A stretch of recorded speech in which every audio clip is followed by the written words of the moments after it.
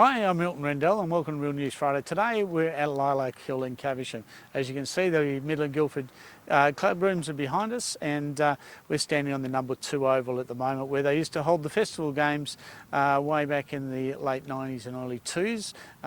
Many of us had come along to games where England and the West Indies and a few of the other countries played our veterans team or a celebrity team, which used to feature people like Dennis Lilly and Rod Marsh and Tom Moody and people like that. It was pretty exciting. It was a great day. Used to get about 8 to 10,000 people down here, and it was a great fundraiser for the Midland Guildford Cricket Club. Now, on the other side of the club, there's the main oval.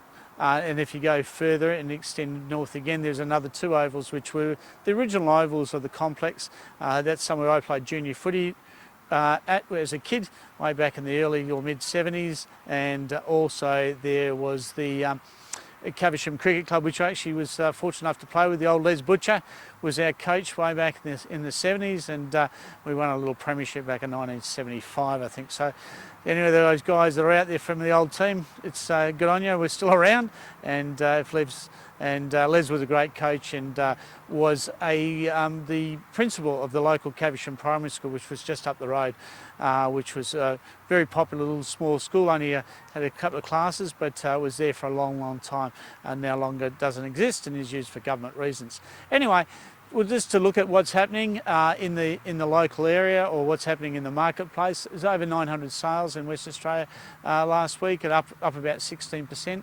Stock levels are down about 8,479. That's down about 1%.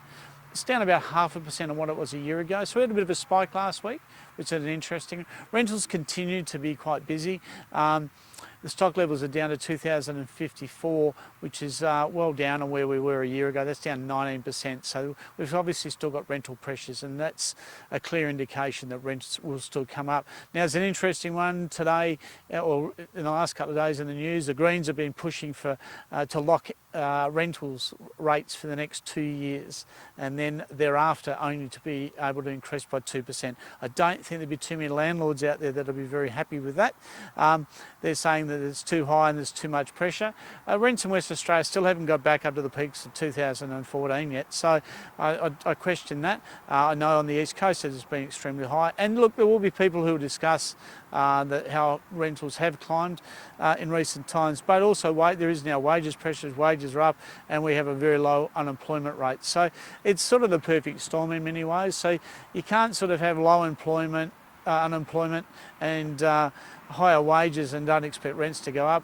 Also, the interest rates going up is going to put pressure back on landlords. So you want the landlords to be able to maintain their assets, to be able to maintain their rentals, and also got to be an incentive for an investor or for a landlord to maintain their property.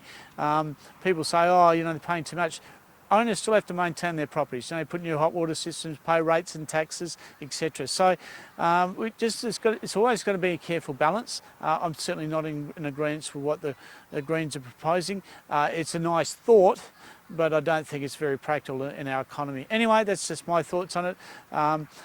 If you want to know anything else or what's happening in the marketplace, or want to deal with, if you're interested in selling or leasing, or have any general inquiries, whether it's to do with settlements or finance, check out our website, realestateplus.com.au. All the best, and speak next week.